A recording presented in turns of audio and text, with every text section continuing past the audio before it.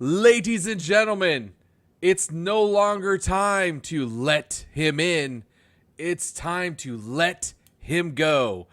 Big show for you today. We got our Journey Pro love. We have news galore. Oh my goodness. Possible free agents, a free agent. Plus we have Impact's homecoming. This is Total Spotfest. 1, 2,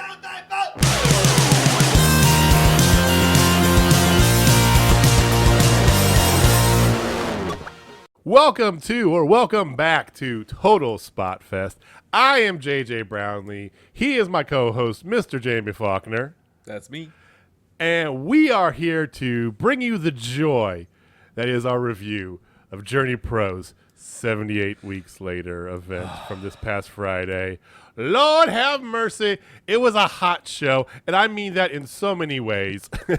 So many ways. We'll get into it, but thank you for joining us. Thank you for listening. We do truly appreciate it, like I always say. If you are watching us on YouTube, you can get a comment down below. Give us a comment if you did go to this show. If not, if you watched it on Twitch, we'd love to hear about that. Who watched it on Twitch? You know, because definitely worthwhile, and it would have been cooler to watch it on Twitch this past week. I know that. But give us a comment. Also, like, subscribe, all the things. It does help us out quite a bit. If you're listening to us and you want to give us a shout, you definitely can do that on Twitter at Total Spotfest. So, Jamie, we're gonna get right to it, man. But you have a very sweet shirt I see there. You know, I do. I really do. I thought we were going to get the same shirt, and I was like, I'm actually very pleased that we got the two different. They had shirts for the event, and we pre-ordered them. I got the baseball style. Jamie's got the ringer style.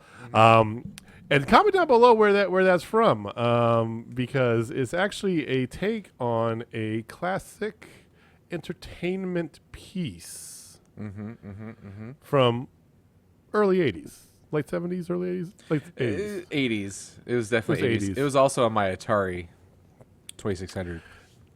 Yes, so spoiler right there. So we got other things we're going to talk about too. Lo and behold, there was news like a son of a bitch over the weekend, of course. Wow. Out of nowhere, I wake up on Friday or Saturday, worn out, the wrestling shows, where you at, and I had a text from Jamie waiting for me, and I was not expecting that text to wake up to. And plus today, last night, or I should say Sunday night and Monday, all sorts of craziness going on. We're going to get to that in just a bit. But we're going to start with the meat of the matter. I think we've been clamoring for almost a year and a half. 16 months? 16 78 months. weeks later, by Journey Pro. Yes. Oh, my goodness. So, I can't say enough. It was just great to be there. Like, it was just one of those things, like, we'll get into the feel. the details of it, sure. Yeah, but man, like, I wouldn't have missed that for the world. I don't care. It's one of those things. Like, we had to wear masks, don't care. We had to stand, which we don't mind, didn't care. We actually prefer the standing. Yeah. It was 1,000 degrees, don't care. Yeah. Like, that was the thing. It was really hot in there, but I would do it again in a heartbeat. It was awesome. I'm so glad Journey Pro is officially back. It was great to see all those guys there. We started the first chant of the night. We'll get into that. We started the first chant and the last chant. Yes, we did. So we opened and closed the chanting of the night, and I think the totality was 9 total that we got going. Yeah, it was like right around 8 or 9. Something like that. 8 or 9, I can't remember exactly, but yeah, about 8 or 9. Then we even had a 9 'cause I tiny did one moment. when you stepped outside. We had to take little breaks here and there, yeah. It was like Jamie changed his shirt twice. Twice. Well, to kind of iterate, so Blip Coffee Roasters is where it was. It's over in the West Bottoms in Kansas City. West Bottoms is kind of one of those cool hip areas, right? Where a bunch of old warehouses. This is the area back in the turn of the 20th century, I should say. It was like the center of part of the meat trade from Dallas, Kansas City, Chicago, right up I-35. They're right up the railway. So you have all the rail tracks there, and then that's where there's just a bunch of industry at the time. And so over time, it kind of just gotten forgotten about a bunch of old big empty warehouses. And so they've been slowly like revitalizing them, and it's really cool stuff. There's really, really cool pockets all around the West Bottoms, right west of downtown Kansas City. So it's a real cool area.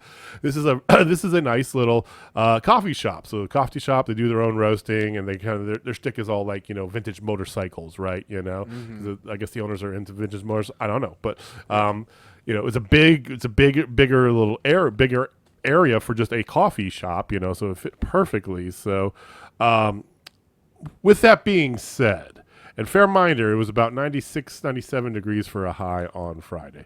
We thought the heat was going to subside by Friday. Nope, it was Saturday. So, and it was 62% humidity too. By the way, it was, which is, truth be told, not terrible for Kansas City. Not terrible for this, you know. And there are people in the Northwest saying, "What the shit? 62%? How do you breathe?" You know. Yeah. I had a boss that was from Portland, and it was like 55 or 56%. He's like, "My God, how can you guys put up with this?" I'm like, "Oh, this is easy. This is nothing. Nice day. It's a nice day.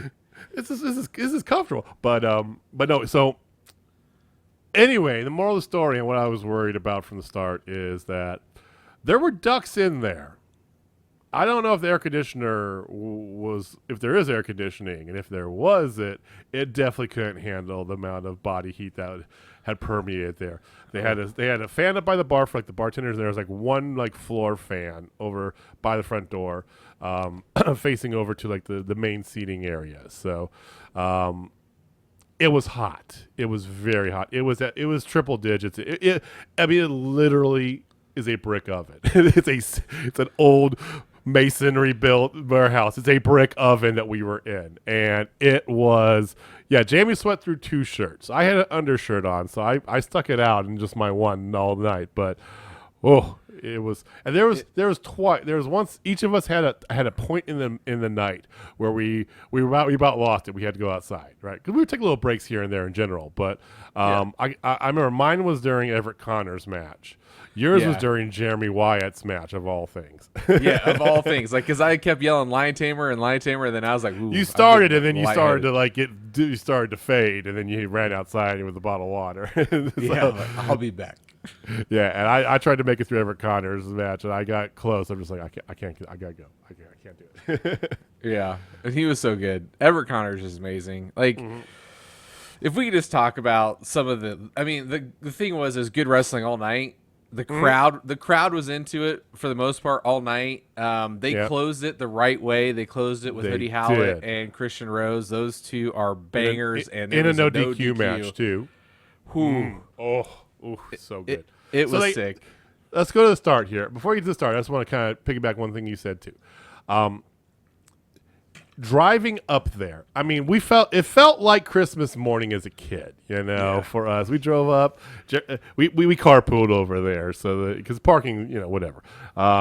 We drove up, and it was like Christmas morning, and then you're seeing all these people who you may not know everybody's name, right? But you recognize all these faces, you know. You've been to enough of them, you get the same, you know, core group of people, and you're like, I know you, yes. And it's like, yes, I haven't seen you. We haven't seen each other in a year and a half. And seeing DJ was great. We interviewed Walter, but it's good to see him in person, you know, not just on Zoom.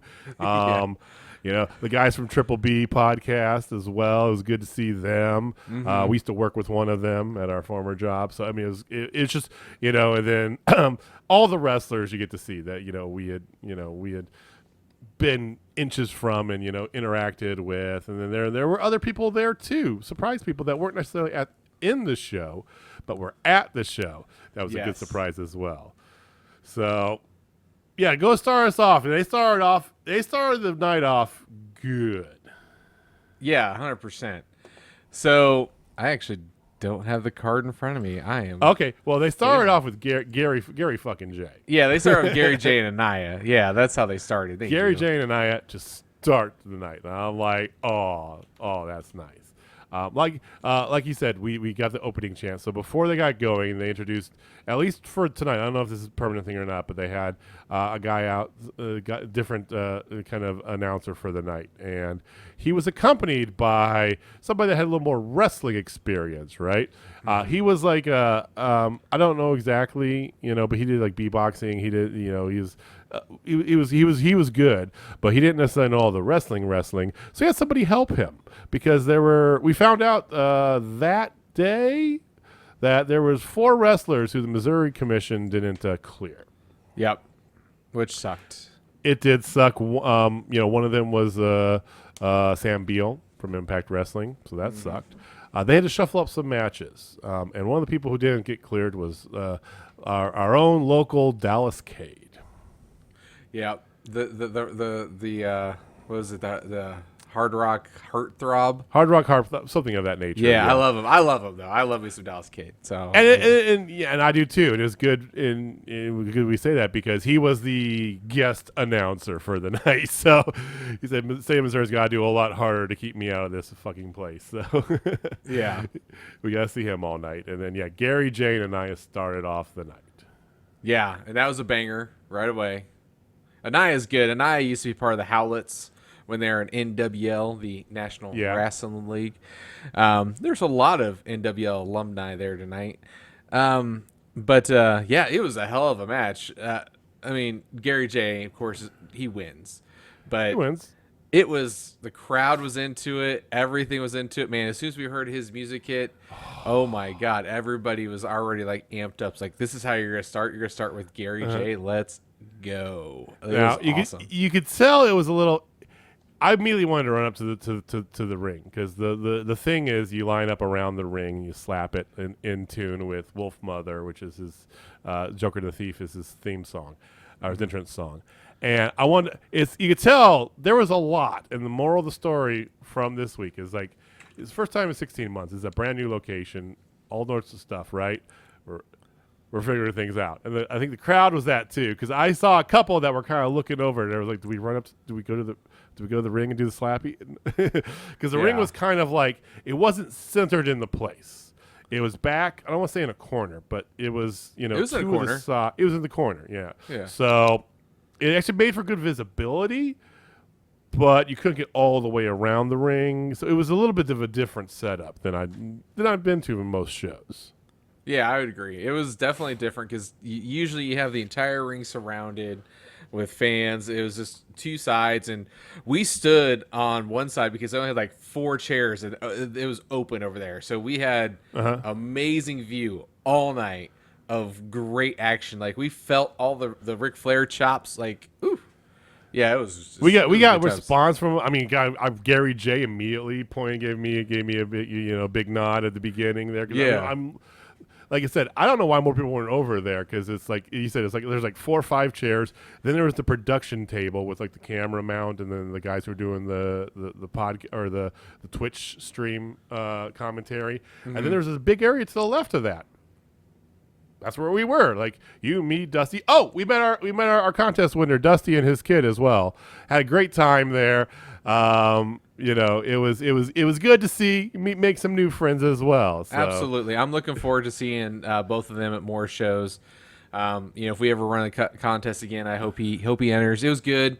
It was really, really nice meeting them. They're good folks. They got into it too. It was good times. They like. Hopefully they didn't think we're complete idiots and crazy. But, if they do, I don't blame them. Yeah. So, all right. So that's how we started, and then I'm just pulling up the rest of the. So the second match I had was. You have the card. Yeah. Well, the second match was a mixed tag match. Right after that, of Kenny Alfonso and Sation were working together, and Enlightenment came out, which I thought was great. That was mainly because Luke Langley's triple threat match kind of got killed because 2 of the guys that are in his match are gone. Right. So Luke Langley and Mike Seidel form Enlightenment. Mike Seidel, the brother of Matt Seidel, for all those at home or who are AEW fans. And he's been on AEW. It was great to see, and they did awesome. The whole match back and forth was great. It was hot as hell. This is the first time. This is the first time I've ever seen Kenny Alfonso be a heel. And if you don't know who Kenny Alfonso is, you need to do yourself a favor and Google that MFer right now. He is great. Like, he is great, people. Like, so good. He will be on a major promotion before the next 24 months. I think he's going to either show up in NXT, Ring of Honor, something. He has got it. He is really damn good. We actually had the opportunity to talk to him after the show. Really cool guy. He's going to be up in Iowa doing some stuff there, and then he's going to be up in Minnesota. Like, he travels all over the Midwest. He's a hell of a player. Look forward to seeing more of him. But yeah, it was a fun. That match was fun. Right, 100%. And it wasn't just. It was interesting because, like you said, you had Luke Langley reverting back. He changed gimmicks for the night. He went back to his old gimmick of the Enlightenment. Now Seidel's, what you see from him on AEW, that's what he was. That's what he's been. That's him. Yeah. Yeah, and him and Luke Langley were the Enlightenment. They were like both yogis, right? You know, and everything like this. So easy enough for him to flip over, but I mean, it wasn't just that. Yeah, Devin Thomas couldn't make it. It was one of the ones too. So that threw a wrench in Kenny Alfonso's plans. We already talked about the women's match, how that has, had to get scrapped. So it's good that they found something else for Station to do as well. She's talented. I do like her. She played the crowd really well. She did. I think she got. I think that she has a good moveset. You can tell that she's a couple more years. I think definitely going to serve her wonderfully. So oh, those kicks, man. Whew. She has I know good, they look good. Kicks. I like so it. that was good to see. That. So that's how they went next. Then after that they had, was that Connors? After that was Cole Raddick versus Everett Connors. Yeah. So those matches they were after the intermission. I'm sorry, they were after the intermission.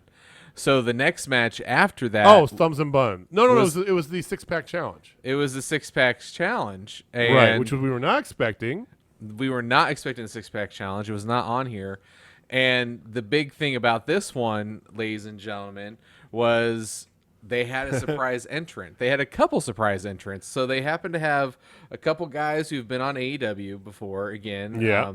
If you've watched Shane Guevara's blog, there was this guy from Kansas City that was always trying to be in the boy band. He was one of the guys there. But the one that made me the most happy, and I think it made you, another NWL alumnus. That's right. And Mr. Moonshine himself. Moonshine Mantel. Mantel. This is good shit. Yeah. And this was such a fun 6-pack challenge is a staple of Journey Pro. And I'm glad they had one. I really am. You can tell this is kind of thrown together because of some of the shufflings, Hey, who's cleared in Missouri? Who can we get? I think it's one of those things. And it was fun though. The first guy to come out, he was this kind of bigger guy. He had this like orange and lime green thing on. He came out to Real Big Fish's Take On Me, which got the crowd in a right frame of mind, and he kept trying to be friends with everybody throughout the night. We're friends, and then they keep turning on him. Yeah, it was so good. Like no. It was good stuff. There's other guys in green too. He goes, same color. We're friends, and then bam, no. Moonshine Mantel won that. Yes. And then we had a tag match before intermission, right? No, before intermission, we happened to have that was intermission. Oh, intermission was after. Okay, intermission was after that. It was really hot. I'm gonna repeat that. It was really hot. Like I said, I sweat through. Like my first shirt was dripping. Like, and I'm a pretty big sweater. Like most people like sweat, but like man, like when I start sweating, I start sweating. Yeah. I thought I sweat a lot, and I do. and you put me to shame. I just go, so that first damn, shirt, Jamie.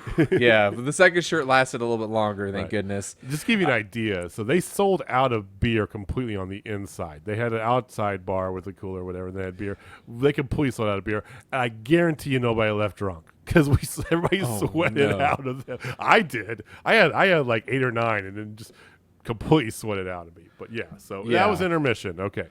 So then right after intermission, they did Thumbs and Buns versus the Premier. That was good. And that was a great match. It was great to see Thumbs and Buns back again. Mighty Micah. Micah got some new ring garb, and he got a beard now. And he's got a beard now. Yeah, he looks pretty good. He's gotten better in the ring as well. And of course, Buns was a blonde guy. Now he's got like dark hair and a beard, and he looked really good. It was a fun match. And I loved how it ended. The Premier actually got the W on that one. And yep. I mean, they are tag champs, so they kind of deserve it. They're the 0-1 USA tag champs. I didn't remember the promotion there for a second. Yeah, but during this match, funny thing, I got hot, so I went outside for a hot second, and I'm standing out there, and I look over, and I see Quinn McKay and Dak Draper of Ring of Honor. Just hanging out. Which is, when you think about it, if you're in the know, that's not a surprise. Yeah, they are big. They were in NWL together. He's done a lot with Journey Pro. He's good peeps. He's very good friends with one of the owners, DJ. Yeah, very like very they good go friends. Vacation together, good friends. Yeah, so and then, I mean, and then like this is a cool close. thing about Dak Draper. So Dak Draper, if you listen, this is a shout out directly to you. He looked over and he goes, "Hey, I thought that was you. How you doing?" And like you remember me from eons ago, right? And we chit chatted for like 10 minutes. Like he was just talking me up. I was talking about like, how's Ring of Honor? He's like, things are great. I'm like, man, that's awesome. I hope nothing but the best for you. And like, how's Quinn doing? How's everything going? Blah blah blah. And we just started talking about stuff. And he saw my Danhausen shirt and he goes, that dude's hilarious. Like and we just talked about things like that. And he was great. They also, somebody who was standing back there was Devin Thomas, who wasn't unable to perform, and Niles Plonk. So there is yet another NWL person there. But yeah, they had quite a few. But they had one of the Royal Blood or the Regal Twins. The Regal Twins of New Japan USA. Regal Twins USA. Yeah, one of them was there. Another NWL alum there. I don't know which one. I can never keep them straight. They are freaking twins. One of them. So they look identical. He was there with his girlfriend and saw him first. He was there at the beginning of the show. And and they were just hanging outside. They didn't go in. They didn't want to take away. Which you could tell, class acts, all of them. They didn't want to go in and take away from. They want to support. They're hanging out, right? So I did go outside and vape after that because he told me that Megan's here. I go outside and I like, is that Dak? He goes, ah! He recognized me too. Same thing. And then I said, oh, congratulations, by the way. And he just we went off and he started telling me about how he couldn't mess up the proposal and all this thing and going on. It's like good people, good damn people. This is why we love Journey Pro so much, because it's that promotion where you get to make this connection with these people who are on the way to the big show, if you would. So that was great. Yeah. That was a highlight for me of the night, was talking with all those guys. It always is. It is. Like the chance to speak with Dak Draper for as long as I did, and Kenny Alfonso, was pretty damn cool. Right. I really enjoyed it. Like, and again, I can't wait for the next show, which the next show is August 28th. So we will definitely. We'll talk about that. We'll talk about this show in a minute here. So to finish up this show, next match was the Everett Connors and Cole Raddick match, and this was a great match. It was unfortunate a little bit that it wasn't just me, but you could tell the crowd was getting this is their bogged down point. The crowd was just kind of like. Yeah, we were really hot. Everybody was very tired because I wanted to get up and. This was a fantastic match. It was great to see Everett Connors in person. Cole Raddick, he's good. I like him. I don't like his tights. I don't like his his garb. But hey, whatever. It's a weird fitting it's like a onesie. It's It not was a the singlet, Taz. It was the Taz gear. It's the Taz, but it didn't look right on him for some reason. He needed some shorts on. If they had like some shorts on it, instead of just being like the Taz style, A full-on regular singlet.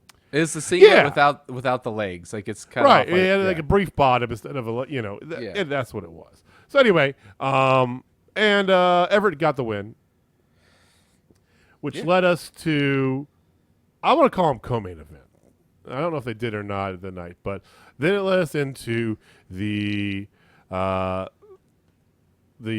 Gateway Heritage Championship triple threat match under pure wrestling rules, because it's Jeremy Wyatt. Jeremy Wyatt versus the one called Manders versus, what was the dude's name? Graham Bell. Mr. Wasteland. And it was awesome. He had a bazooka that dry fired. That was awesome. Yeah, that was really cool. This match was great. This was a good match. Manders over his shit with this crowd. It wasn't. Typically, Wyatt does long matches. That's kind of his MO, which is fine. They're good. This was a short match for him. This is only about a 28 minute match. Yeah, typically he does a full hour, nonstop, just an hour. Yep. 50 minutes to an hour, minute, at least. Yeah. Yeah, so. And I think it had a lot to do with the heat. I think all those guys were just getting exhausted, definitely towards the end. Yeah. But in typical Jamie and JJ fashion, we were all over his ass to do a lion tamer the whole match. And he didn't do a lion tamer, but he did do a dragon sleeper. Right. So Manders was doing a figure 4 on Graham Bell. Mm-hmm. And while he was doing that, here comes Wyatt in the ring, and he does a dragon sleeper on Graham Bell also. Yes. Smart. Yes. And he taps out, and he gets the win. So, boom. There you go. Yeah. Bob's your uncle. Still, your Gateway Heritage Champion. Now, the main event we already talked about briefly. Hoodie Hallett, Christian Rose, no DQ match. This match was lit. It was just straight fire. You had fuck 'em up Hoodie chants. Christian Rose. It was a great main event. And you're right. They did it right. They didn't put the championship match at the end of the show. They put it before the emotional match, right? Because the last time we saw Hoodie Hallett was his retirement, quote-unquote, match his against retirement match. Gary J, where he came out with strange music and did the whole swerve at the end and a big fuck you to all of us as he wasn't retired. It was so good. I love it. Fantastic. Love heel shit. And it just made my heart happy. And we got weapons. We got things used. We had chairs pulled out. Chairs galore.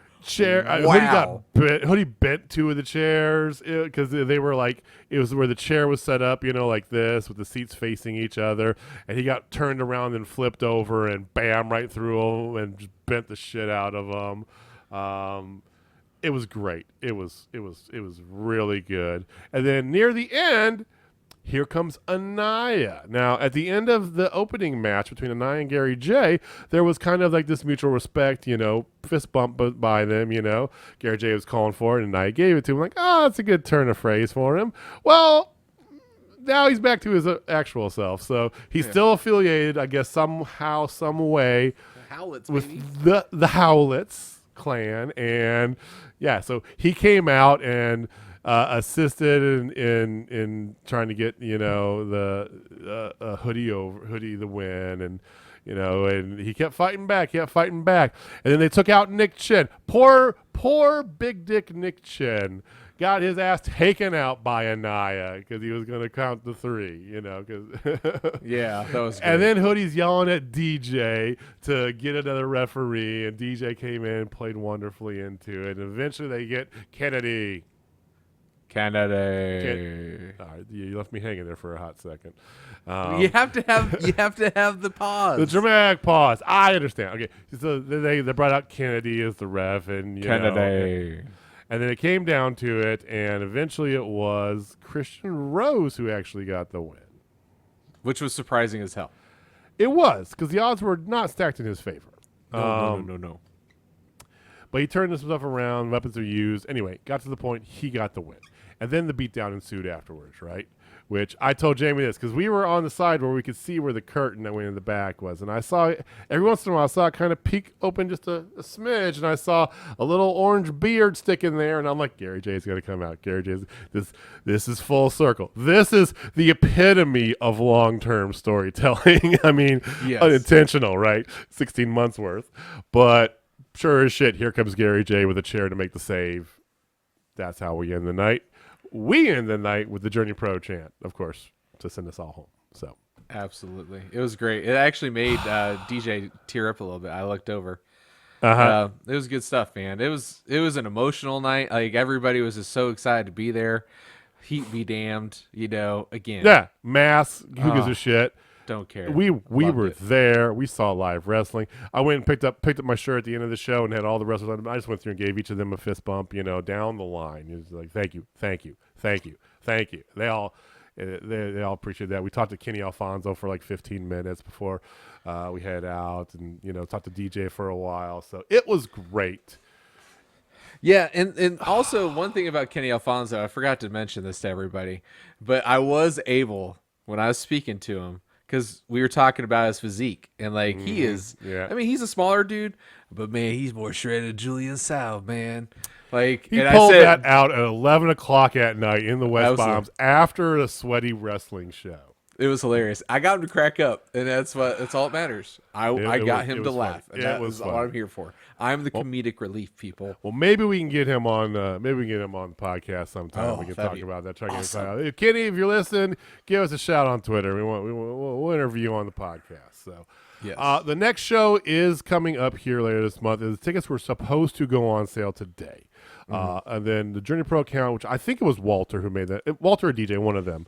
Yeah. But they wrote through it that tickets are not going on sale today. Yesterday, or I guess yesterday was Monday. So they came through Sunday night and were like, tickets aren't going on sale on Monday.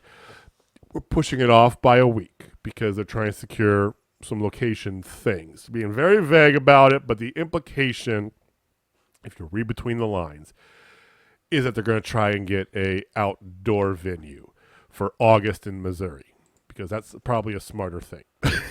Yeah, absolutely. I mean, hey, this is the first show at a brand new place. They didn't have the number of people there, I think, in part two, because they need to test this out a little bit too. So, Yeah. and we tested it out that in the middle of the summer, it's a lot of people in there, and it's really fucking hot. So We were crammed in there, and it was hot as balls. Like, it was hot as balls. I mean, hot. you said it yourself. October's gonna be wonderful at that place. Yes. It's gonna be so good. That We'll place go is perfect for October. Get yourself a pumpkin spice latte, and it's gonna be fantastic. I just went. Yeah, I know. I went. Yeah, I went you white sure girl. did. You went really basic right there. I was basic as shit. But anyway, so next Monday, the 9th at 5 p.m. Central Standard Time, JourneyProKC.com. Tickets are on sale. Don't know the name for the new show yet. They don't have a name for it yet. Don't matter. I'll buy them. It does not matter. If you wanted to go last time, you missed out on your chance tickets. Here's your chance. It's in the afternoon too, 5 p.m. That's a great time too, because I'm not a morning person. I always rely on Jamie to get tickets whenever it's anything before like 11 a.m. because I'm just like, if I'm awake, I'm gonna be barely functional at my computer. So you buy the tickets. Yeah. So we hope to see you guys there. So Journey Pro.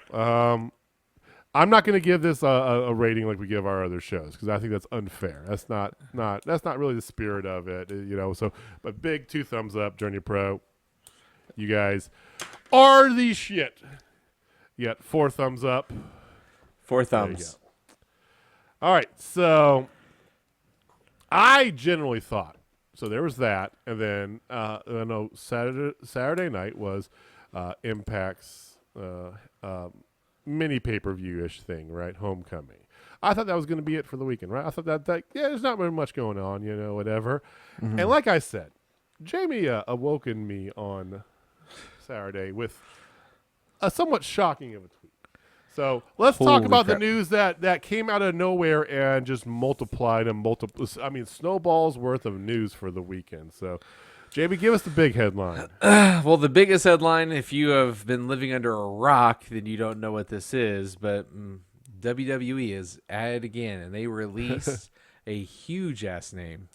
They released Bray Wyatt, the Fiend, is no longer a part of WWE. They gave his gimmick to somebody else and fired him. He was supposed to have been confirmed for return on August 9th in Orlando. Yep. And just straight up fired him. And advertised. Now, but how they fired him too. Next level dick move for them. There's levels to the dickness of this, but go ahead. Yes. So he is one of the top stars of the company. Like, he's paid as one of the top stars, and he was treated as one of the top stars. They fired him via text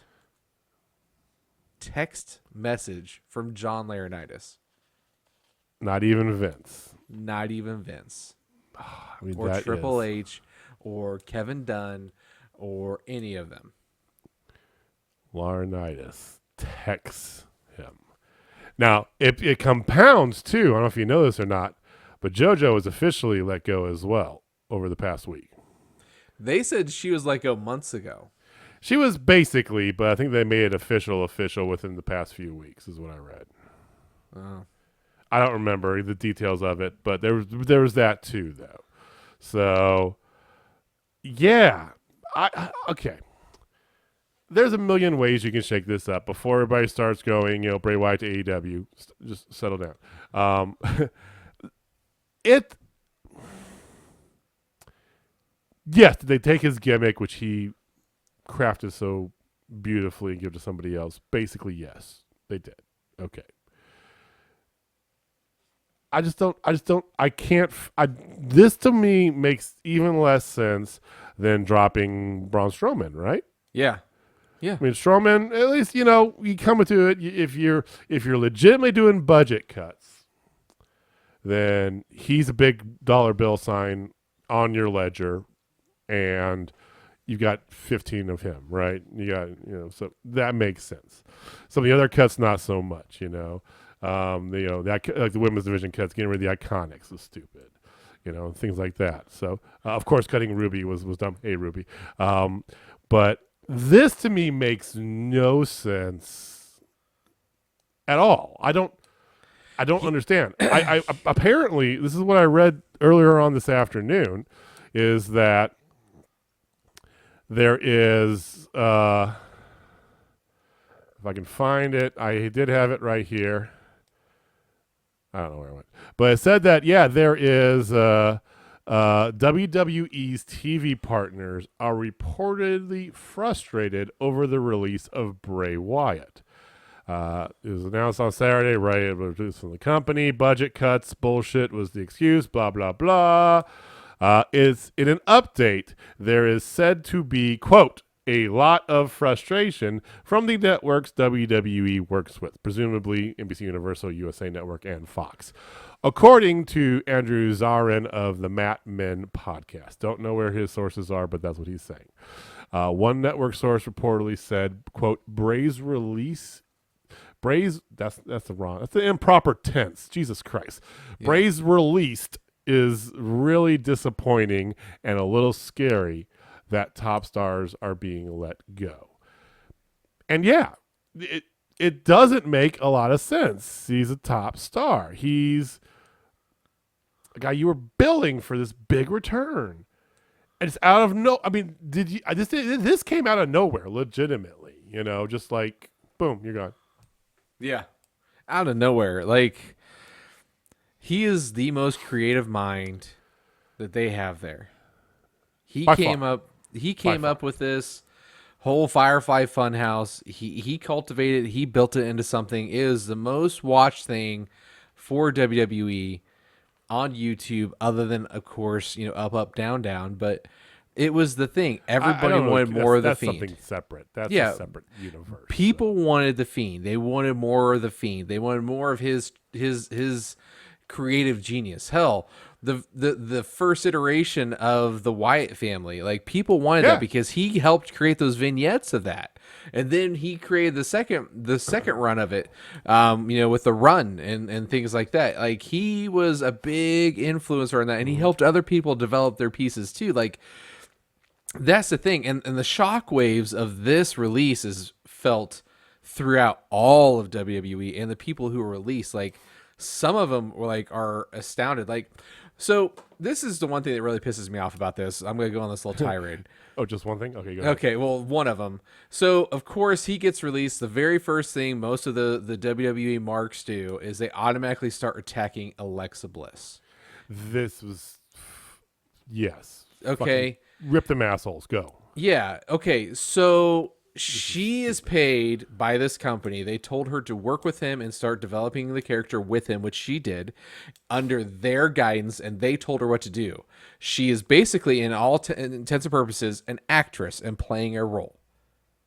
She's playing the role. What she legit is. So you're going to attack the person that is playing the role, or are you going to attack the person that made her play the role? Who hired her to do the role to take it from him? Like, that's some bullshit. I'm just calling out now. Like, if you're one of those people, you can just start unfollowing us now, because there's no reason you should attack her when you should be attacking the main problem of Kevin Dunn, Bruce Pritchard, Vince McMahon, those motherfuckers right there. Leave her alone. Like, that is just stupidity personified. Like, you are them at that point. You are exactly what they just did. Congratulations. And Like, it's in a it's in a unshockingly, just degenerative streak of the IWC blaming women for things that happen. Like they blamed Naomi when Jim Uso got arrested for DWI. It's like, I'm pretty sure Naomi wasn't funneling alcohol down his mouth. I'm pretty sure that didn't happen. Why is it her fault that he got a DWI? He was fucking stupid. Own up to it, whatever. Blaming Alexa because Bray got fired. She has nothing to do with that. She has absolutely nothing to do with that whatsoever. Stupid, stupid, stupid, stupid. There was even somebody that started, I don't know, it's like this fucking tools, right? Some tool on Twitter put up there the thing that Alexa Bliss had reportedly asked for her release because she came out with a very heartfelt message about, Bray. Because she's a good person who, a friend from work lost their job. So she's going to say something nice about him, right? yeah. That's what people do. That's what real people do. Okay, all you internet trolls. And they started just going at her even more. And somebody said, like, oh, apparently she requested her release. There's no proof of that whatsoever. I looked into it just for shits and giggles. Not a shred of any rumbling of her asking for her release anywhere. Shit, she was on Raw last night on 2 different segments. Yeah. Leave her alone. It's compounded, though, a lot of this, too, because here's a thing to kind of put a pen in and think long term. Because we've long said WWE doesn't give a shit about wrestling, give a shit about the fans, right? They care about money.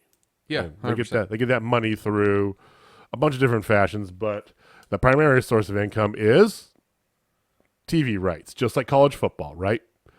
Just like Oklahoma and Texas give a shit about basketball or any other sport. They want the money. Yeah. Sorry, 100%. Mr. Jayhawk, all you and your other friends. But that's Yeah, we know. It's the same way. But it's all about the TV deals. So put a pin in this because networks are not happy with the ratings, right? Fox especially is not happy. They were promised 3 million views an episode when they signed the deal, right? That was the assumption, and they're lucky to get 2. And so it was reported also last week that WWE's TV partners were not happy with CM Punk reportedly going to AEW. And the story goes a little bit further. They are shocked that they didn't even consider, WWE that is, didn't even consider trying to get him, is what they said. Mm-hmm. How can you not even try? We don't know anything about wrestling, and everybody's talking about this guy. How could you not even try to get him? Which, of course, Vince McMahon says that's one guy I just can't work with. Yep. And that's not an answer that TV executives are going to take. Okay, I guess you're right. They're going to be like, fuck you, because We do it all the time. If the tide keeps going the way it's going, we'll get to numbers in a second here. If the tide keeps going the way it's going, remember these few key moments. Because when the TV executives start questioning why you're releasing certain talent or not obtaining certain talent, that's usually not a good sign for your wrestling promotion. Oh, 100%. See the Turner Network, see TNA, when it was still TNA. Yeah. So it also, to add gasoline to that, reports came out today that those same people who were pissed off about CM Punk, guess what they were also pissed off about? Bray Wyatt's release. Like, yeah, so yeah, that's what I'm saying. It's Fightful even put it out there. Like, one of them basically is like, "What the fuck is this?" Right. Like, that's what I just said. Yeah. So this is for CM Punk. Okay, they might be able to excuse that, but giving away one of your gold mines that is a genius and is a draw, mind blowing. Like, it just is baffling on all levels. I mean, it's instantly going to be wherever he shows up, which is, and everybody's going to say AEW first, right? Okay, sure, and I get that. I'll probably say the same thing, right? Of course, but good. What would you say? New Japan. Okay, that's good because I was going to say that too. I think him in New Japan would be amazing. Oh, here's why. Please, yes. and think about this. WWE is all about making money. He's this horror movie angle, basically, right? The slasher horror thing. Yeah. Shit, I watched like 3 matches from Raw last night, just because a little bit. I had to have something to watch while I was on the bike, right? And every commercial break, they're airing for the new show on Sci-Fi and USA Network, the Chucky TV show, right? Oh, yes. I know it's a little bit of a stretch, but Or you have a guy that's a estate. horror theme thing, and Yeah. That's tie-in. That's synergy right there, folks. I don't know why you don't capitalize on that, but you don't. You fire the fucker. Whatever. Yeah, Anyway. and one thing that Japan is really known for is their horror movie scene. Exactly. Like The Audition, Ju-on, like I can The just keep original going. Ring, Yeah, the original Ring, Ju-on's The Grudge, and like they got tons of just amazing scary movies. Yeah. And And one that of the things culture is big over there. That's part. It's kind of like how wrestling is into their typical entertainment culture. So is horror. Yeah.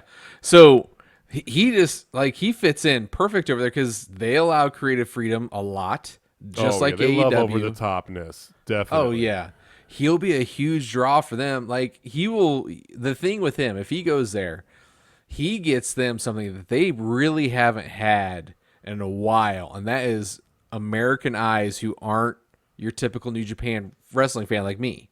Like, it's those, holy shit, Bray Wyatt went over there. What's going on in New Japan? Who's this Okada guy? I've never heard of him. And then everybody sees Okada and like, oh my God, he's amazing. Oh, I've heard of the Bullet Club. Like, everybody's heard of the Bullet Club, but they don't know. T-shirts, yeah. They don't know. They say they know, but then they don't know. I saw on Daily Mail there's a guy who owned like 61 Bullet Club shirts, never seen anything Bullet Club related in his life. He just thought they looked cool. Yeah. I mean, yeah. Like he's gonna be a draw for them, and it makes a lot of sense. Of course, AEW is what everybody says, and I actually argued that on Twitter with somebody that like, of course everybody's gonna say AEW because they're the big dog. Everybody thinks he's gonna go to the big dog. I don't think he's that guy. I really don't. You made a very good point on Twitter as well, and it ties into our next little bit we're going to talk about because, and I've been thinking about this too. Not everybody can go to AEW. They've already got a pretty full roster. Yes, they have a secondary show that they're launching here in a week and a half, right? Yeah. They need it. And ironically enough, I can't remember who tweeted, if it was Alvarez or whoever, but if you take the numbers from AEW Dark and AEW Dark Elevation, they actually are more than what NXT got last week, and definitely, and each of them are higher than Impact's viewership. Which is insane. Insane. So everybody dismisses those. We do a little bit too. But you're talking about 180 to 300,000 views, right? Mm-hmm. That's on YouTube. That's good. That's some good. Really good. Yeah. That's some good stuff. It's not several million views, but it is definitely fuel for the fire. But at that point, like I'm trying to say, you've got a lot of people already. Yeah. You can't add everybody to the roster. You need to add to the women's department. You need to add to the women's division a few here and there. Iconics, Ruby Soho, hey Ruby, maybe one or two. There's a few can't miss people. We all know that Danielson and CM Punk are basically in, right? Barring something that we don't foresee. Everybody assumes those are done deals, right? Yeah. Who you keep adding in? Do you bring in Braun Strowman too, and Bray Wyatt, and you bring in Buddy Murphy, which would be great. But then it's like you've got X amount of room in the coffers, and they're getting pretty full. So somebody's gonna have to go or not come.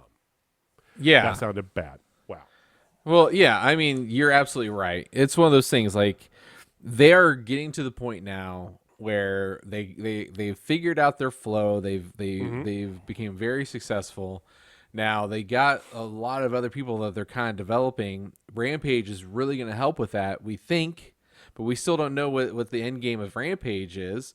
It's only an hour show right now. Right now, and they're already talking about extending it to 2 hours. I think it's going to have to be 2 hours. Yeah, they're going to have 2-hour shows. Which is perfect. That's fine. Yeah. Don't give me a 3-hour show, AEW. I mean, Tony Khan's already out on that, but he's definitely out of. But you know who's not out on that? Who? WWE SmackDown. It's reported that they're talking about making it 3 hours, putting the third hour on FS1. So dumb. Because they can't do it on Fox, because Fox, where it says network agreements, they have to be done by 10 Eastern, 9 Central. Yeah. So they'd have to do a third hour of SmackDown on FS1. Yes. Yeah, that's stupid. Anyway. Sorry. Oh, God, they're dumb. So that leads into the news that happened Sunday night into Monday morning. Wrestling Inc. broke the news that, I don't know, were you shocked to hear this? I wasn't when I first heard it. I don't think so. I think I was kind of expecting it.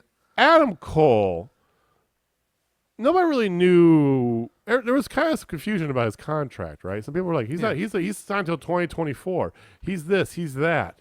Well, as it turns out, his contract has already expired. It expired after the Great American Bash. But he took an extension, and he is on the payroll for WWE until SummerSlam weekend.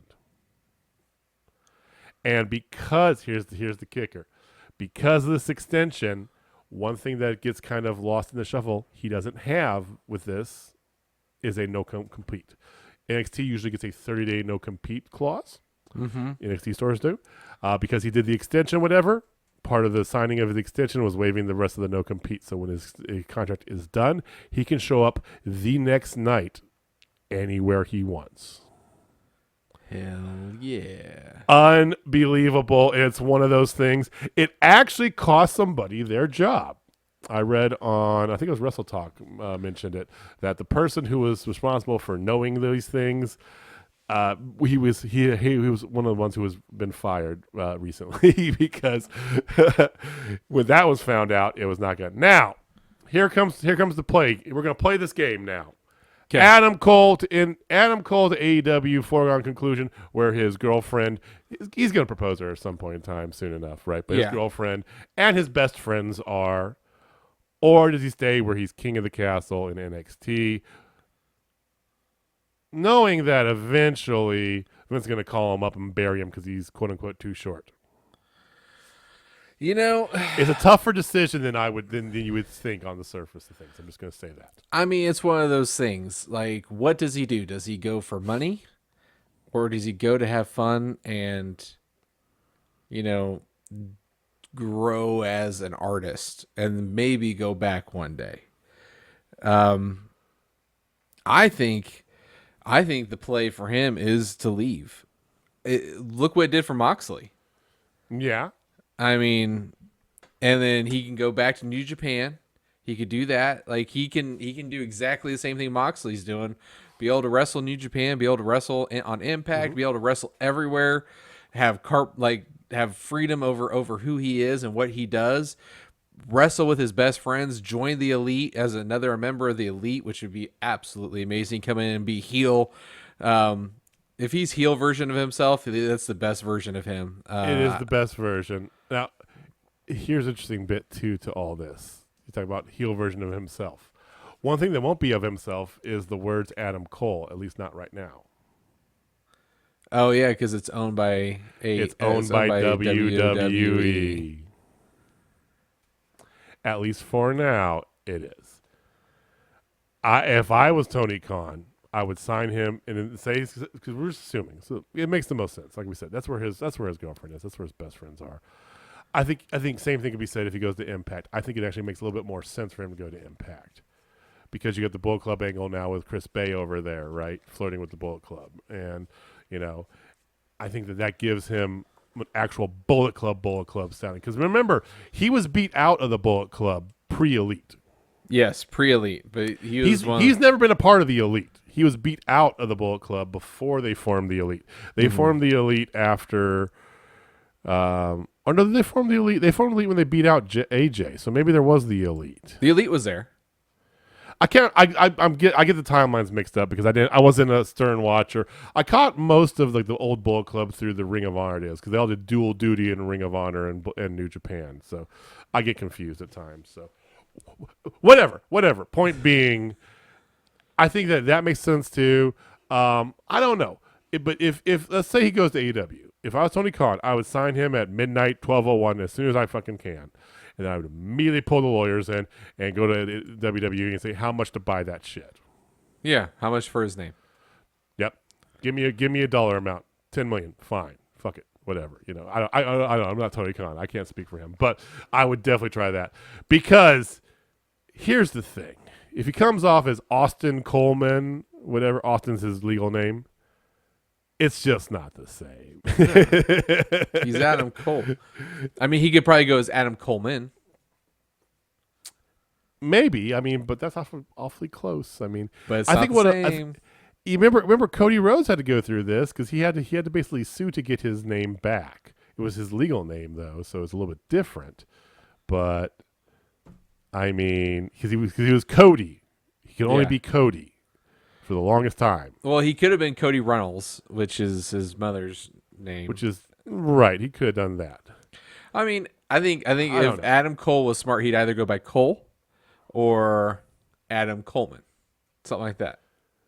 Well, he would need to have two words because you can't do the baby without you just. It's Cole, baby. I mean, I guess that works. I don't know. We'll see. Tell you what, you guys give us a comment. Let you know what you think. Where do you think Adam Cole is going to end up? Do you think he's going to resign? I think there's a genuine, good, better than people are wanting to say opportunity that he's just going to resign. Yeah, I don't think he should, but I think if he can get some assurances that he can basically control his destiny, as in he could choose to stay in NXT. He might do that because he does get to work with his childhood idol of HBK. Yeah, that's very true. And the thing, too, is what he could do is re-sign and say a part of the agreement, he gets rights to his name. That could be it. You sign a 1-year deal to get your name back. Yeah, I'll stay for a year if I get my name. It's interesting. So I don't know. And Britt Baker was asked about it, and she said that she's down. She's like she just wants him to be happy. She supports him however he does this. That it's kind of interesting how they have their setup now because he owns Tuesday nights and I own Wednesdays and blah blah blah. But there's something to be said about being in the same place together. So she was very non-committal, very PR friendly with her statements. So I don't know. Give us a comment. Give us a tweet. What do you guys think? Adam Cole to AEW for our conclusion or something else? New Japan, Impact, stay in NXT. Who knows? Do you have numbers from last week before we get into Impact? I do, but I do want to call out this since we're talking about naming rights. Mm-hmm. So rumor has it has not been officially announced, but one of the reasons why Keith Lee has been off TV is because he was fighting for the rights to his own name. Oh. And that's why they wouldn't put him on TV. So he wanted to obtain Keith Lee, like Samoa Joe had that. I don't know if everybody knows this, but Samoa Joe, when he got fired from WWE, he had rights to his own name. He had it when he came into WWE. He didn't succeed it to them, basically. Yes. Interesting. So, yeah, I thought that was pretty damn interesting. So that was his justification for why he's been off TV? He hasn't officially said it, but there's a lot of smoke around that. Okay. A lot of smoke that's why. Like, it was said that he said it in close circle because he said he was going to talk about it. So he said that he was going to talk about it like a couple weeks ago. Give him a couple weeks, or a week ago. Again, he said it after last Monday. He said it. Yeah. Yeah. So we'll see. He happened to win clean over Karrion Kross this week. So again, let's bury the NXT champion. Oh my God! It was actually a very entertaining match. It was, but Karrion was not. Karrion is so buried. It just nobody gave a shit about Karrion Kross. Oh, but they love some Keith Lee because everyone loves Keith Lee. That's interesting because that's definitely a move to get out on your own or know that it's coming and get out. Interesting. Yeah, I would be great if he went back on the independent circuit. Him and Mia, they would be great in Ring of Honor and great in Impact. Please. I think that'd be great going back to Impact because you get Jade again. Mm-hmm. You can pull her out as Jade, and then because think about this gloriousness. Impact opens up. W. Morrissey comes out there to talk all this shit, and here comes Keith Lee to shut him up. And that match, yes, please give me that. Sign match. me give up me for that one. Trey Miguel, Chris Bay versus Keith Lee. You could still do because Kenny Omega. You can still do Omega Lee. Oh my God, Omega Lee. Oh my God. Anyway, before we get into Impact, let's talk about numbers. Do you have numbers from this past week? I do. I really do. Okay, so. Our friendly flagship of WWE Monday Night Raw went down like usual. It was 1.814 million, down from 1.923. So again, under 2. They have not cracked 2 in a while. Yep. And football season's getting ready to start here. So yeah, they're. God. Yeah, they're gonna hurt. Okay, NXT. We talked about them last week, but I'll go ahead and reiterate it. They pulled a dismal 520 on Sci-Fi. Like they were pre-taped Sci-Fi show. They're on Sci-Fi Network, running against Simone Biles. And guess what they run against tonight? Simone Biles, her one event that she's doing. Well, no, her one event's tomorrow. Tonight we watched it. It was the floor exercise and American won the gold. It's on Tuesday night. Is there? Or sorry, Tuesday night. Yeah, that's right. That's tonight. My bad. We tape on Mondays. My bad. So tonight, for those of you listening, yeah, that's what I'm saying. NXT is tonight, and it runs against Simone Biles. So they're probably gonna do 500,000. Yep. And for consecutive weeks now, so we have 3 consecutive weeks for SmackDown being over 2 million. SmackDown pulled a. It was down. It was down. It was 2.043 million, down from their 2.137 million. So almost 100,000 people. I mean, you went from 2.3 on the 16th, 2.1 something on the 2 weeks ago, 2.04. That's a trend, folks. I mean, that's a trend. Just saying. Impact was up. Impact was at 113,000, up from 104. So that's a cool 9,000 people. That's a good clip. You should say the percent because the percent sounds better. Yes, the percent does sound better. But okay, so again, AEW is over the million mark. They were down, but they are still the number 1 show on cable. It was their 4th highest show, wasn't it? Yeah, it was 1.108 million, down from 1.148 million. So they lost 40,000. Which I'm good with. I mean, that's about a wash, right? That's the rollover from week to week. Keeping over that million. That's what I say. Consistency over the million. You have the big shows coming up here. Which, by the way, so yesterday, the tickets, the pre-sale happened already, but the tickets went on sale live for Rampage at the United Center, which is the largest arena in Chicago area, larger than the Allstate Arena. I'll make mention of that for a very specific reason. They sold out in how long, Jamie? 5 minutes. 5 minutes and gone for the entire United Center, close to 20,000 people. Or maybe they said it was, I don't know. Yeah. I still don't think it's going to be more. Whatever. I mean, for a hockey game, they seat 23 or 20, whatever. And whatever. It's like 22,000, whatever it is. A lot of damn people are going to be in Chicago to watch. They CM sold Punk 13,000 in Rampage. pre-sale. That's nuts. 13,000 pre-sale. Nuts. That's nuts. Now, why are you bringing this up right now, JJ? Well, because WWE was very keen on tweeting out earlier on. It was at 11:25 a.m. I believe that's Central Standard Time. I think Twitter's showing my local time. 11:25 a.m. yesterday, that Raw sold out. So the day of, it finally sold out in Chicago, right? And it said tonight's Raw show is sold out. We are sure it's going to be a great homecoming event. Yeah. For a company that supposedly is not concerned with competition of AEW, doesn't view AEW as competition, they sure do troll a shitload.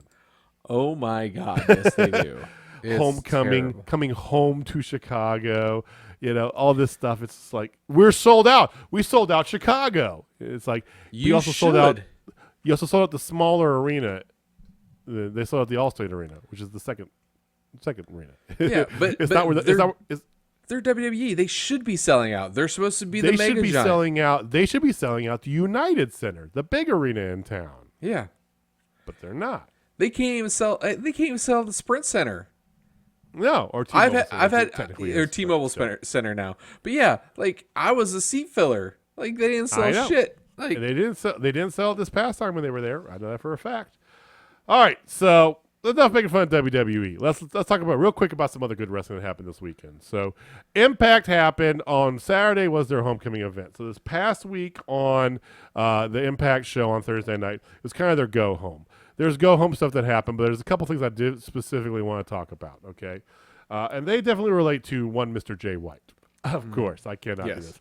It was the the U.S. promotion debut of Jay White. Jay White and Chris Bay in a tag match to open the show against the Good Brothers. let's go. Oh, yes. These two together.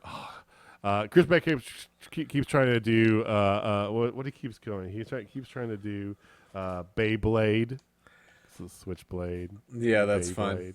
That's fun. That's And a Jay's nice just one. like, we'll keep working on it. But no, they're great. It was great to see Jay White in there.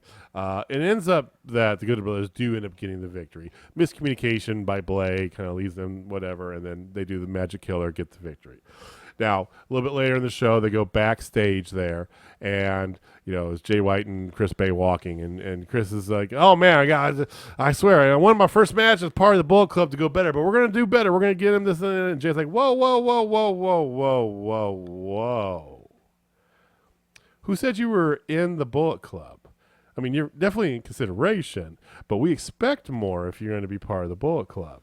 But don't worry." I've got an idea about how we can come about it. So that leads to they jump Finn Juice backstage. And next week, Chris Bay has a match against David Finlay on Impact. Oh, there you go. So some things going on there. Resurgence is coming up on the 20-something or another. Look up when that is, because anyway, so that all plays into this. Other things that happened: Taylor Wilde beat Caleb with a K. Yes, that was intergender. It was fun to watch too. You had Finn Juice and Falaba. They won Finn Juice, Falaba, and No Way won an 8-man tag against Ace Austin, Madman Fulton, Rohit Raju, and Shira. And then Tommy Dreamer announced there's going to be a number one contender battle royal in 2 weeks to determine who the number one contender is. It started off this whole bit here, and so Scott D'Amore's got an angle he's playing because he was evasive for the reviewer all night, right? And so they came up with that. And Tommy's like, "Hey, Scott, we need to know. We need to have a number one contender. We got to have a number one contender." He goes, "That's right. I got a bunch. Tell you what, you are on this. I trust you explicitly, implicitly, whatever. You make it the call. I'll stand behind anything you say."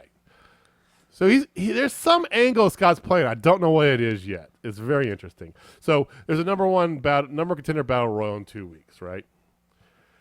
Mm-hmm. So later on, you get Kenny Omega, Don Callis, and the Good Brothers coming out to the ring. Doing the whole promo, typical promo they're doing there. Interrupted by Sami Callihan, at the screen there, and they're like, "There's 4 of us. There's one. What are you gonna do?" He goes, "I don't know. Maybe I'll jump the rail and get you." And then Frankie Kazarian jumps the rail, hops in the ring, beats them all up, pulls off his hoodie, got the Elite Hunter shirt on, and next week, 6-man tag, Good Brothers, Kenny Omega, which is Sami Callihan, Frankie Kazarian, and a third person.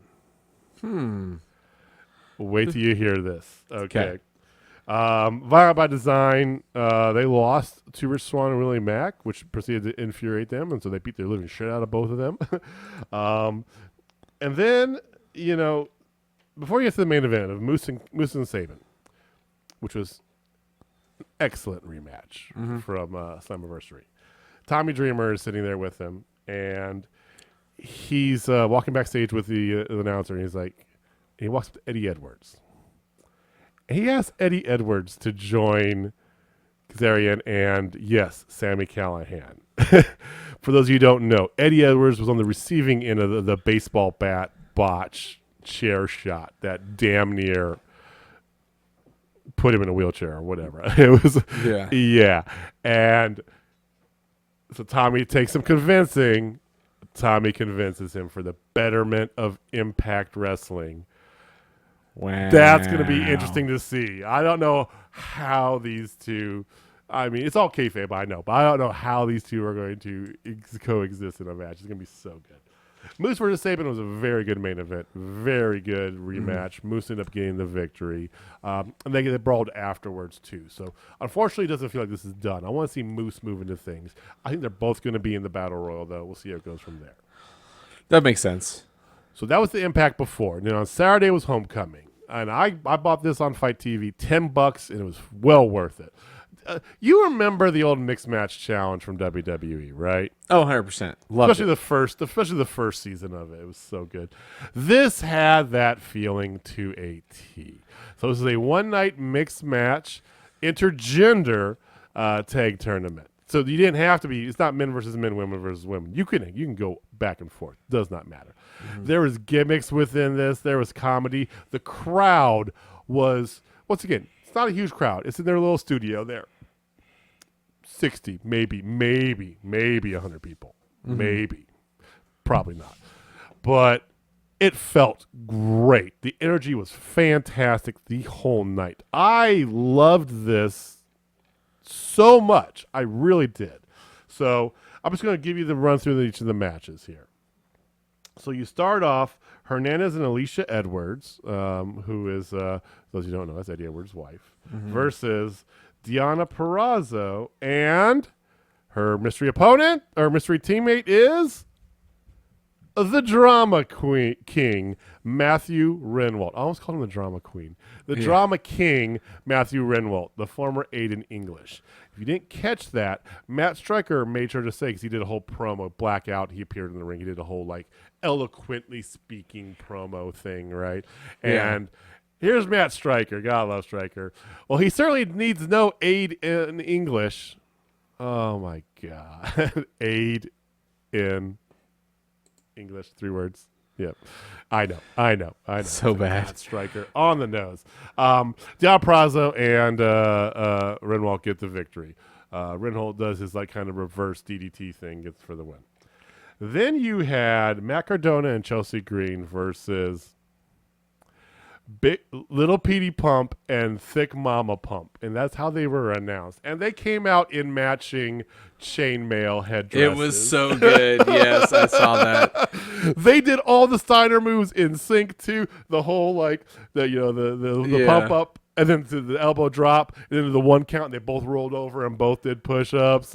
So good. Yeah, And it's so good. And it's like so Jordan does like a suplex of Cardona, and then goes over, takes Petey. Petey comes in, Cardona's up. He goes over, tries to, and can't lift him up because he's so much smaller than Matt Cardona. So here comes Jordan Grace from behind Petey, and they double team, do a suplex together. And Jordan Grace is great in this. I loved it. It was everything I wanted. It's a shame that they didn't win. Chelsea Green ended up getting the win.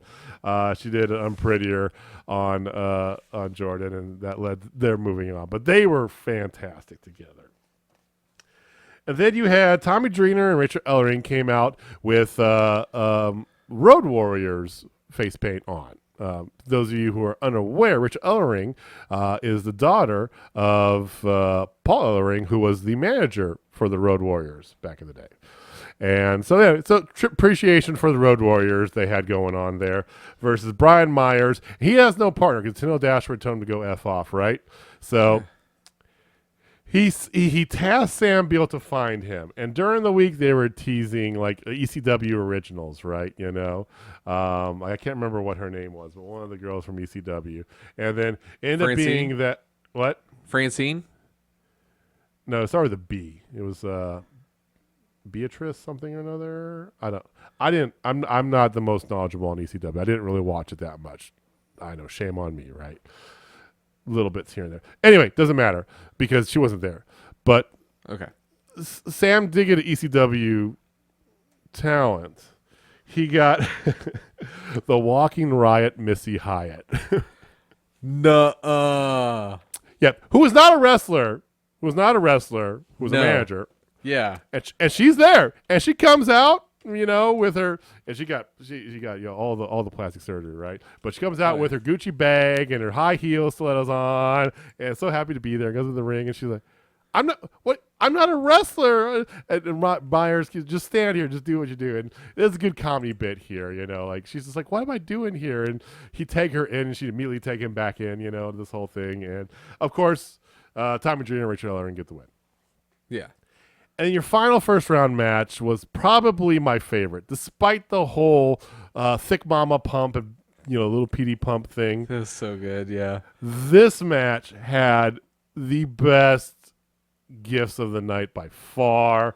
It was Decay, who's super over, by the way. I didn't realize how over Decay was. The whole night, people love them some Decay. Mm-hmm. Versus Falaba and Tasha Steelz, Fala and Flava. That's great.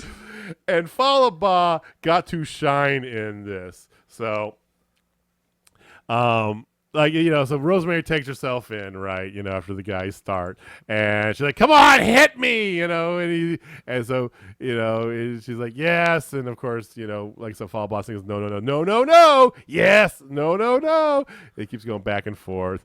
And he keeps calling her a weirdo, this and that. And at one point, I'm not going to get over all the bits, but you go watch replays of this. Go watch clips of it on YouTube and on Twitter. It's fantastic.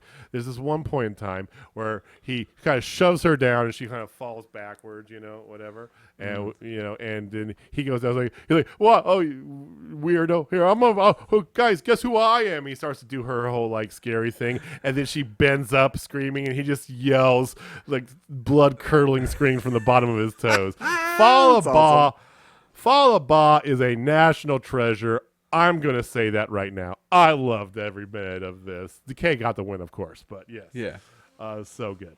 Then Stevie Mackin backstage, he came out and he jumped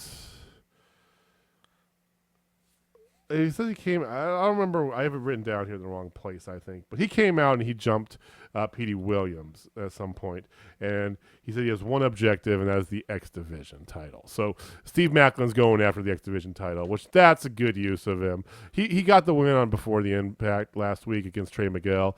So I mean, Alexander's kind of gone through the gamut of opponents, so Maclin's good for that. Then you had Willie Mack versus Diener from Violent by Design.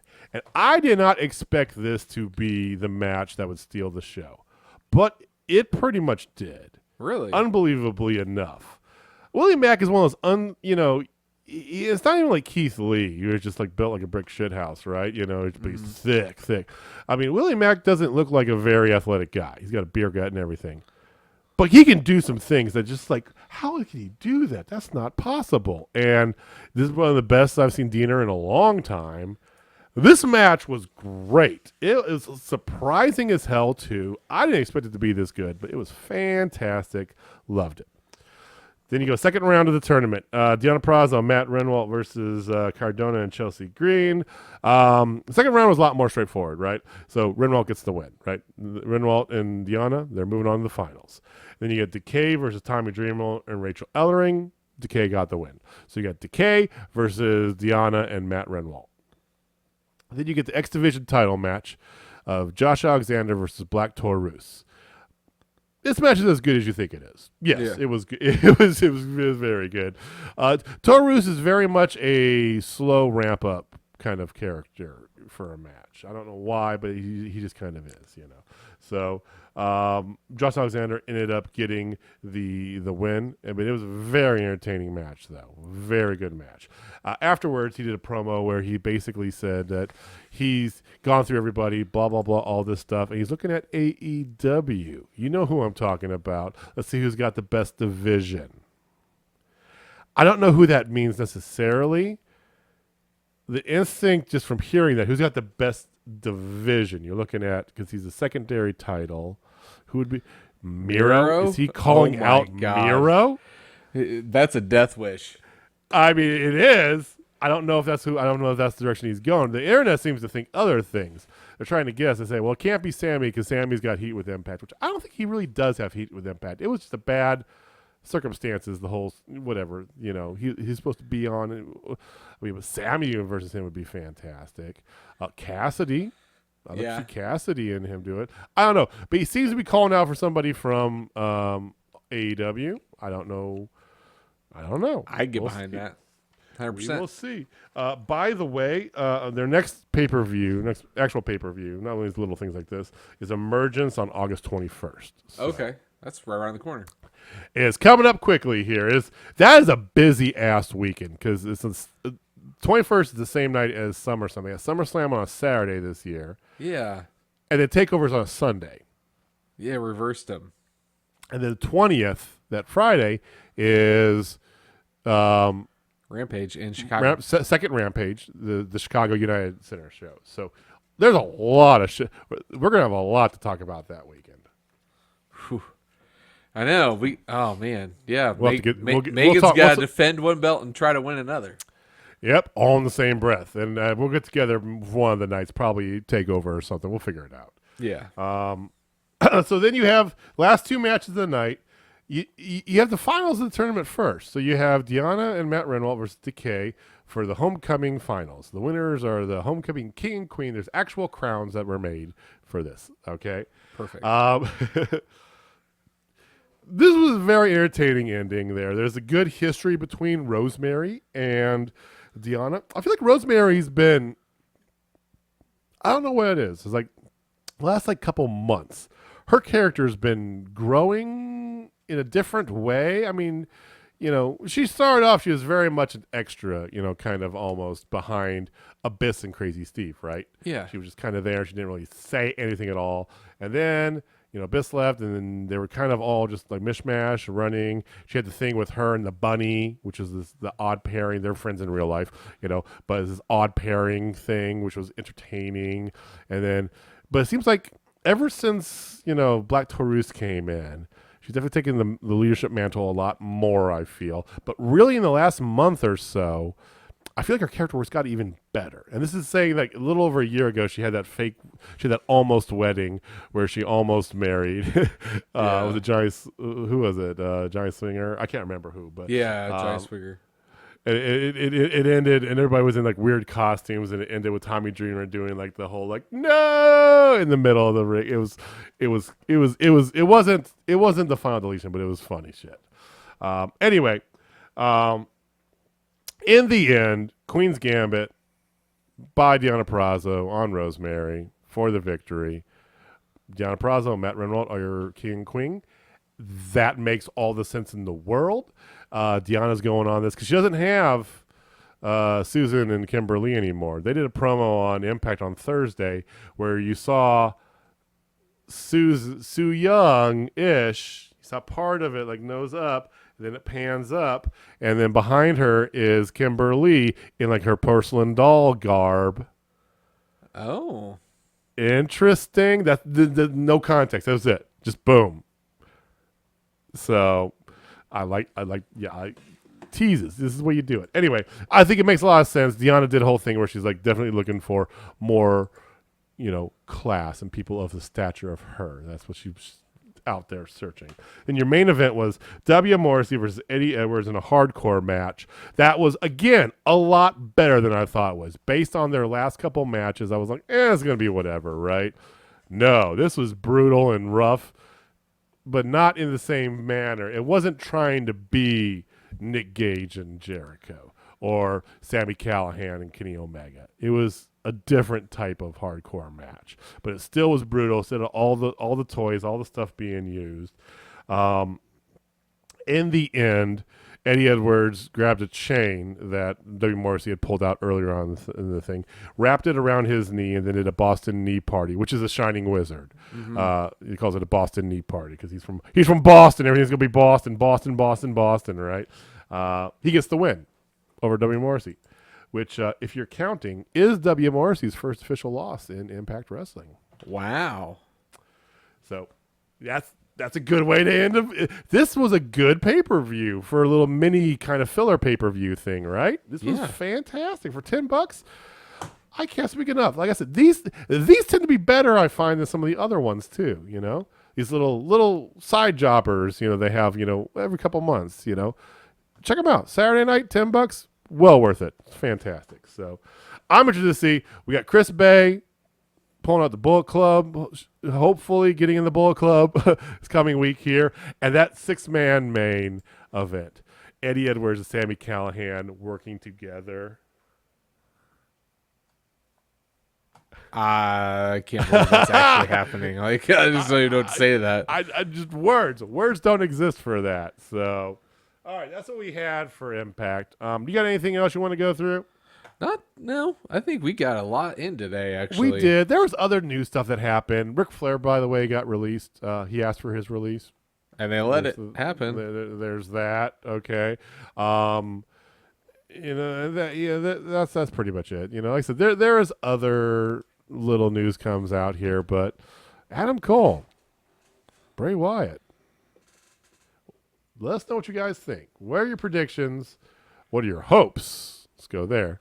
What are your hopes and what are your predictions for those two guys? So, All right, we will be back on Thursday. AEW. Do they have a Homecoming? I'm trying to remember. Homecoming. This is Malachi Black's in-ring debut. Oh, and I have high hopes for that match because you've been critical of Cody. At times. I have, but I think he's gonna do the right thing. He can bring it in the right match. You know, and I think this is the right match. It's gonna be good. Well, so I think they've been protecting him because I still think his shoulder's jacked. I have no doubt. Yeah. Plus, he had a ton of irons in the fire there with, the game show, and his wife was pregnant all at the same time, and he's actually more of the boardroom side of the EVPs, where Kenny Omega is very much a talent person. The Young Bucks are very much production people. They all have their skill sets. Cody is a boardroom. That's why they work so good together, the four of them. And the whole thing about beef between them is bullshit. Okay, I'm calling it right now. 100%. Total bullshit. So anyway, we got that. So we'll be back on Thursday to talk about that. We'll see what happens tomorrow night on NXT. My guess is not much. It's going to be on Sci-Fi. It's whatever. Yeah. But we will also get back to you next Tuesday. Latest goings on. Keep an eye out next Monday. Once again, 5 p.m. Central Standard Time. JourneyProKC.com. The next event tickets go on sale. They will sell out that day, folks. It's not going to be necessarily 5 minutes like, AEW in Chicago for CM Punk's, return, but they will sell out that day. So 100%. Be ready. 5 p.m. That's 6 Eastern, 3 o'clock Pacific. Be ready. If someone's coming from the Pacific, from the West Coast, you get a round of drinks on us too. I think somebody's coming from the East Coast. I think so too. I think I know who you're talking about too. So we'll get into it. We're gonna try and get some more interviews in with some Journey Pro people here when we get some more details. But like I said, fantastic show. We had a blast. Yes, it was hot. It sucked. The heat sucked. But that was the only thing that sucked. It was fantastic to be back, and I would do it all over again. Exactly like it was. Yep. 1,000%. I'd wear 2 masks. I don't care. Yeah. I would definitely do it again. That's what we got. Thank you guys for listening. Thank you guys for watching. We will see you on Thursday. And there we are. Jamie, take us home. All right, ladies and gentlemen. If you're not down with Total Spotfest, I got 5 words for you. 5. That's right. That's a lot of words. You ready? Bray Wyatt to New Japan. That's a good one. That's a good one. I like it. All right, guys. We will see you next time. Peace.